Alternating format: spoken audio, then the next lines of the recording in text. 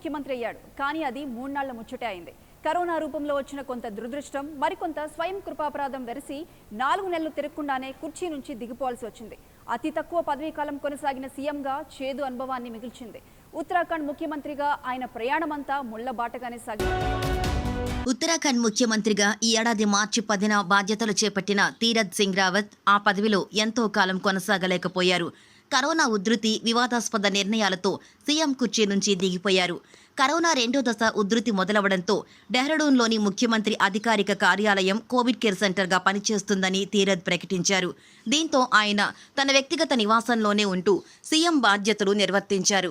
ఇటీవల రాష్ట్రంలో కరోనా కేసులు తగ్గుముఖం పట్టడంతో మరికొన్ని రోజుల్లో సీఎం అధికారిక నివాసానికి మారాలని అనుకున్నారు. అయితే ఈలోగానే అనూహ్యంగా రాజకీయాలు మలుపు తిరగడం, ఆయన సీఎం పదవికి రాజీనామా చేయడం చకచకా జరిగిపోయాయి. ఈ 4 నెలల కాలంలో రాష్ట్రంలో అసెంబ్లీ సమావేశాలు కూడా జరగలేదు. తీరత్ సింగ్ రావత్ ప్రస్తుతం ఎంపీగా ఉన్నారు. సీఎం పీఠంపై కొనసాగాలంటే సెప్టెంబర్ 10 లోపు అసెంబ్లీకి ఎన్నికవ్వాలి. నిజానికి ముఖ్యమంత్రిగా బాధ్యతలు చేపట్టిన నెల రోజులకే ఆయన ఉప ఎన్నికల్లో పోటీ చేయాల్సిండగా కరోనా ఆయన ఆశలపై దెబ్బ కొట్టింది. సీఎంగా ప్రమాణ స్వీకారం చేసిన 12 రోజుల తర్వాత తీరత్ కరోనా బారిన పడ్డారు. దీంతో ఆయన 14 రోజుల పాటు స్వీయ నిర్బంధంలోకి వెళ్లారు.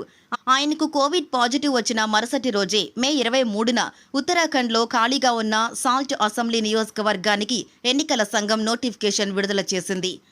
నామినేషన్ వేయడానికి మే 30 వరకు గడువు కల్పించింది.